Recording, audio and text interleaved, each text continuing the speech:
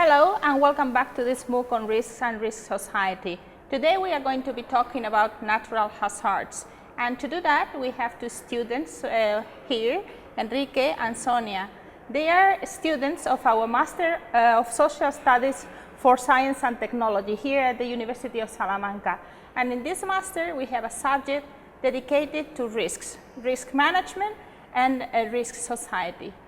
I would like to know whether you've been learning something different on natural hazards when you have been attending this subject. For example, some natural hazards are common and they are in the news every day. But did you learn a new risk, a new natural hazard you didn't know about before? Absolutely. I knew some aspects. I already knew some of the aspects that we were taught in class. Like, for example, the risk of living in a village or a city in a region with active volcanism or above a geological fault. But as you said, to my surprise, the risk that we talked during and after the class that most impressed me was one that wasn't beneath our feet but above our heads. I'm referring to a risk known as asteroid impacts. Asteroids are bodies of rock and ice of different sizes that are floating all over the solar system. Some of them have trajectories which are near the Earth's orbit.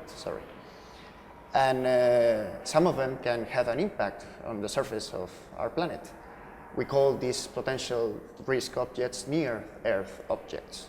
And I think this is a risk that we have to take into account very, very seriously. There are a couple of historical events that happened last century that represent very well what are the potential risks of it. And both happened in Russia, one more than 100 years ago, and the other one in 2012. And I have a little bit of data here to show how much damage they can produce. The one that happened in 1908, known as the Tunguska event, destroyed more than 1,200 square kilometers of forest. That's bigger than the island of Manhattan. And the one that happened in 2012 in the province of Chelyabinsk injured more than 1,100 people. So imagine that one of these bodies can impact in a dense populated city. The catastrophe would have terrific consequences. And this also means that there is no need for an asteroid of the size that the one that killed the dinosaurs to create a threat to part of our civilization. That's why scientists are working on this. They have discovered more than 12,000 of these bodies, and many studies suggest that there could be many more. And that's why also space agencies are working on these types of problems, either surveying the sky in the search for these types of new objects, or developing new theoretical projects that try to research how to deflect or destroy them. And in any case, all of these projects what they can really do is to change the perception of the society has about these types of risks. Normally we do think about an asteroid impact as a random threat that we know nothing about. But I think that with sufficient research and development, knowing where are they, what are they made of, or what are the possibilities that they can impact Earth, with all of this, we can change the perception from thinking of them instead of a threat that we can't control to a risk that we can avoid. All of this, in any case, there's no need for it unless we raise the public understanding, the public awareness of these types of problems. And I think that these types of courses can help to do so.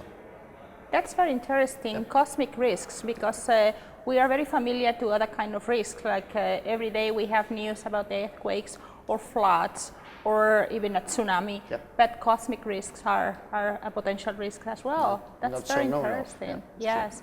And Sonia, what do you think about the real perception of the society? Do you think the society faces the risks with the real magnitude they have? In my opinion, people aren't really aware of the real magnitude of this type of catastrophes. The first problem is that most people don't know what risks can affect them, like Enrique has told us before. The second problem is that even people know what possible risks are, they don't know how it can affect them. So they don't know what they have to do in case of emergency. In short, there is a problem of lack of information. Often we think that a natural disaster is stronger according to its impact. So we evaluate magnitude of natural disasters according to damages produced to humans, but it's not the real magnitude of a catastrophe. For example, imagine two cities. In the first city, people are informed about what they have to do if a flood affects them, and in the second city, people don't know nothing about this. What do you think will happen if there is a flood in both cities? Probably, I think, in the second case will be produced more damages than in the first case, because in the second, people don't know what to do to save them, their families, and their properties. This example shows the importance of information and risk prevention. People should be informed about possible risk and about how they can do it to prevent risks for their safety. I think governments and other policymakers have the responsibility to protect its citizens, but how can they do it? In my opinion, they must give information to people about risks, about prevention, and they must do preventive actions such as urban plannings or emergency plans. I think it's very important doing risk evaluation to know how to do in case of emergency. So in conclusion, give more information about risks is a very good form to help people to prevent damages. Prevention is very important because it can change the consequences of a catastrophe. If you don't have preventive plans, probably you will suffer more and bigger damages than if you have good preventive plans. That's important because you are mentioning here prevention, but it's related to perception of risks. We are in a risk of knowledge, and the society has the right of knowing what can happen, even if it does not happen, but to know about risks. I think this is very important because we are in a university, and the university is the responsible to teach and to show the society about all the knowledge that is involved on the risk perception and prevention. Very important. Do you have something else to add about this subject on risks? Yes, I think that the importance of communication risk is clear, but it's another point. It's essential to communicate risks correctly. I think that we want to inform about risks.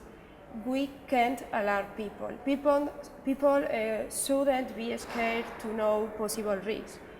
Our objective is that people could be informed about what they have to do facing a catastrophe. So it's not only important to communicate risks, also it's important how we communicate risks to prevent it.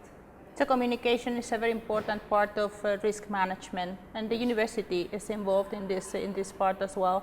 Thank you, Sonia. Enrique, you have something else to say? Yeah, well, just to add that communication is important, but scientific divulgation is also. I would like to remark the importance of the general spread of the knowledge of scientific and engineering understanding. We have developed a society in which our most profound and crucial elements are completely based on science and technology. And we've also arranged it in a way that almost nobody understands it right now. And so this is a prescription for disaster.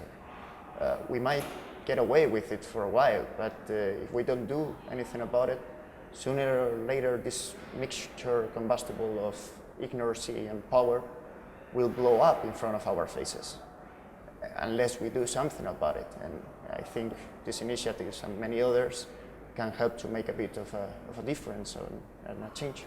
Thank you very much for your attention. I hope we can keep learning more things about risks and risk society, and I will see you later.